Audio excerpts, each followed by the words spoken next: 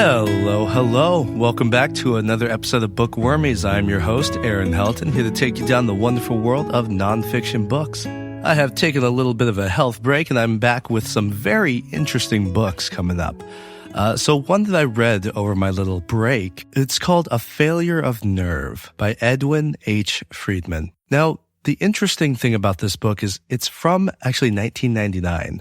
It was privately published 3 years after the author's death, actually. Edwin H. Friedman, unfortunately, had passed away in 1996. And it's an interesting book. This is the 10th anniversary edition, printed in 2017. And the foreword is by Peter L. I can't quite pronounce the name, Steinke. Steinke? Maybe, I don't know. Now, I really had an interesting time. This was quite a thought-provoking book, I will say. So the general themes of A Failure of Nerve comes out at about 266 pages.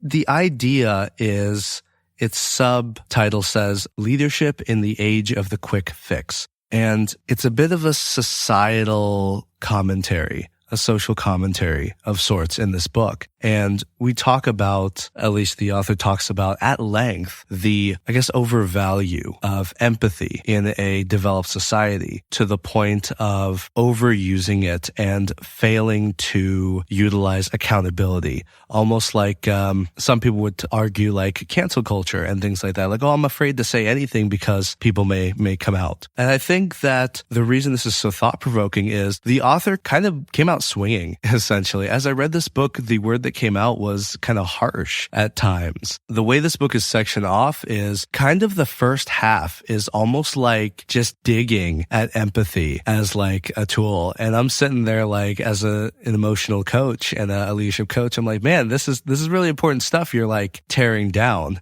right? And it gets me to the point of like, okay, should I put this book down? Should I be done with it? And I said, no, there's got to be another side to this. And about halfway through, now I don't know if this was Peter or whoever took up the mantle of of Edwin Friedman's notes, or if this was Edwin Friedman coming to a close in his arguments. However, they do start in the book to speak about the necessity of accountability and self-change and ownership in and of yourself, as opposed to just saying, hey, empathy is so important. Like, look at me, I'm a victim, please help me, right? There are moments for, hey, woe is me, I need help. And that's what leads us to seek community.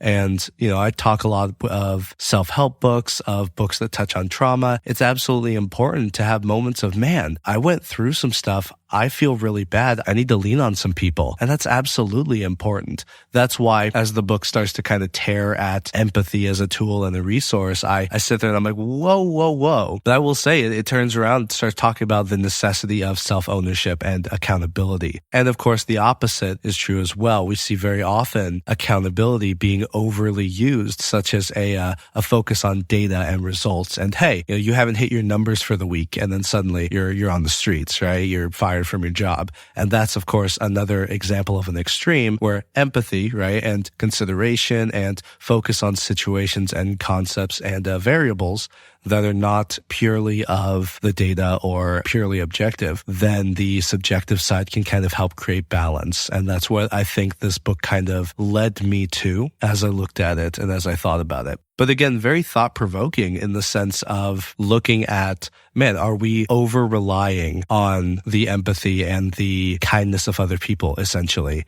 And it's interesting. It's like we're so polite or we're so nice that we're not being kind. If you've heard of that, niceness and kindness being different, in the sense of niceness being, oh man, my buddy's breath stinks. I'm just going to bear with it and I'm going to be nice. Whereas kind would be, hey, it's going to hurt a little bit to hear, but man, your breath stinks. Here's some gum, right? And that's the difference, I say, between niceness and kindness. And I think that that's a similar point that this book is getting to.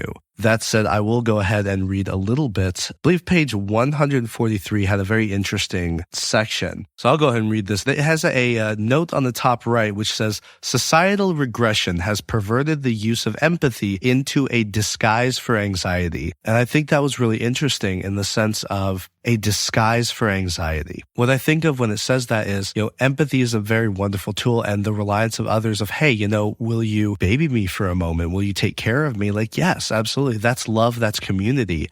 And I think the overt use of empathy as a tool in that case, I believe that the book is getting at, it makes me think of a mama's boy, essentially, right? Where you're like, I don't want to get a job because my parents will pay for things. And like, oh, woe is me. I'm having trouble getting out there in the big bad world. And it's like, oh, it's okay. You could stay. Like, we'll put you up for a little while, etc. And then it gets to a point where, whoa, hold on. We're getting to an age where you're not learning self-reliance and you're not like, we haven't kicked you out of the nest. So the bird isn't going to learn how to fly sort of situation. Again, this is an example that is to an extreme.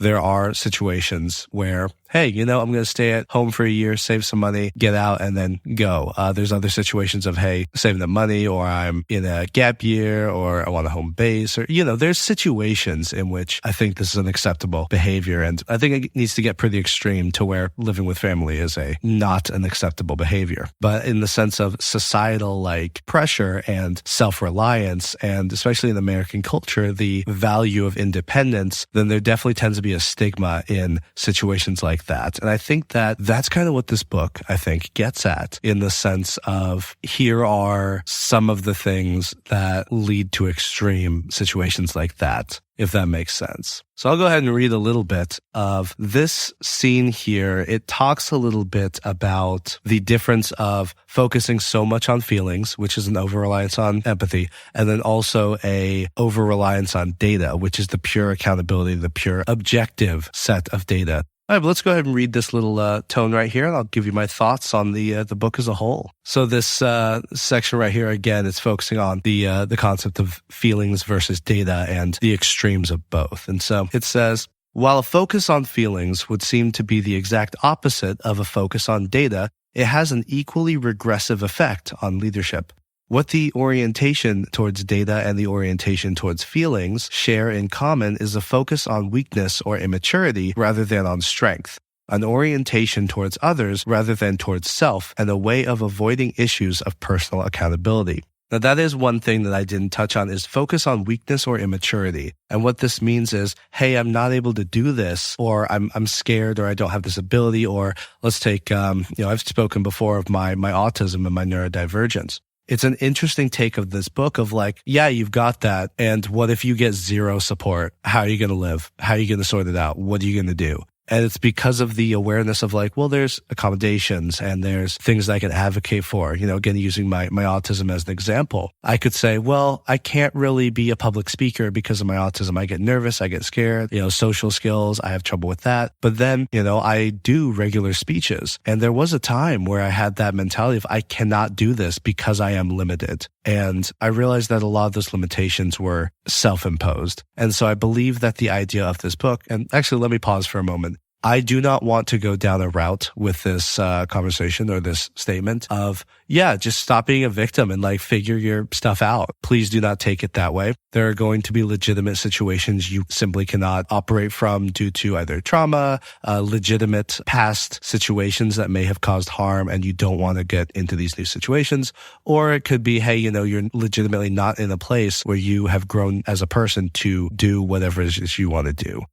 I wouldn't say, go quit your job and start that business you've been dreaming about off the rip. Go ahead and do the steps, research things, etc. Do want to give that disclaimer. That said, I believe in line with the concept of the book, the idea is when you over-rely on empathy, you also over-allow anxieties to take over your decision-making. That's kind of the idea, which is, I can't do it because of this. I think it becomes a megaphone for anxiety when empathy is overused in the sense of, hey, remember that mama's boy example of, if you can't figure out, that's fine. You can come over here. We'll keep you safe. And it's well, in some cases, there are places where if you go out on the playground, you might get a scraped knee. You might make a bunch of friends. You might get sick because you're exposing yourself to other kids. But, you go out in the playground and you be a kid. But if a kid says, hey, I'm too scared, and you become enabled in that anxious behavior, I think that's what the book is getting at, is that focus on that weakness or immaturity in the sense of, I can't do it because I don't want to. But there's a degree of well, I don't really want to do it. I'm scared, but I'm going to do it because I want to become this person.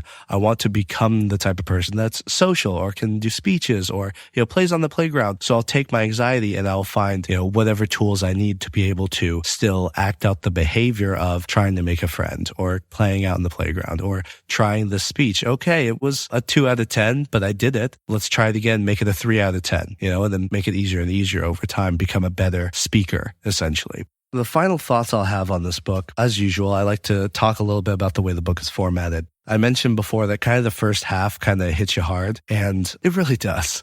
Like, it talks a lot about like, hey, empathy is, we're too much on it, blah, blah, etc. And I'm sitting there like, man, we're really ribbing on empathy. Like, is there going to be like an alternative, or are we just going to talk about it as a problem? So I think at times the book felt too harsh. It felt because it was taking an extreme stance. So I would have recommended a rewrite that kind of talks a bit more chapter by chapter about, okay, here are some issues that come up. Here's kind of a direct counterpoint of here's some things we can do, instead of waiting about halfway through the book to start talking about self-accountability and ownership and kind of that focus on strengths, which is, what am I good at? And yeah, I have these weaknesses, these hurdles, but what am I good at? What am I focusing on? Because the book does eventually get there. I just feel they could have done it sooner to make it a more palatable read. That said, I also acknowledge that it may have needed that kind of shock value because it is an extreme stance. It is kind of saying like, hey, the society we're building is, allowing for a lot of anxiety. And it was an interesting commentary for sure. Lastly, any lessons from this book? I mean, absolutely the balance of empathy and accountability, the focus on others and self. I definitely see in myself as a people pleaser the lack of self-consideration in a lot of situations, the over focus on other people and their needs and their wants and my place in their circle, as opposed to how am I feeling? Am I digging the vibes? Do I want to stay here? Do I like this person? And so I definitely think that that's a lesson from this book, is the balance of empathy and focus on others, as well as accountability and focus on self. All right. With that, thank you again for stopping by. And I have missed you guys, so hopefully you have missed me equally. And like I mentioned, a couple extra wonderful books coming up. I'm going to try to catch up on some of these books that I've read and toss out a couple new episodes and see how long we talk about each of these. Hopefully there'll be some good ideas or some good recommendations that you may pick up. And as always, feel free to let me know what you thought. Thank you as always, and I will be back soon with another nonfiction book for you. All right. Thank you and goodbye.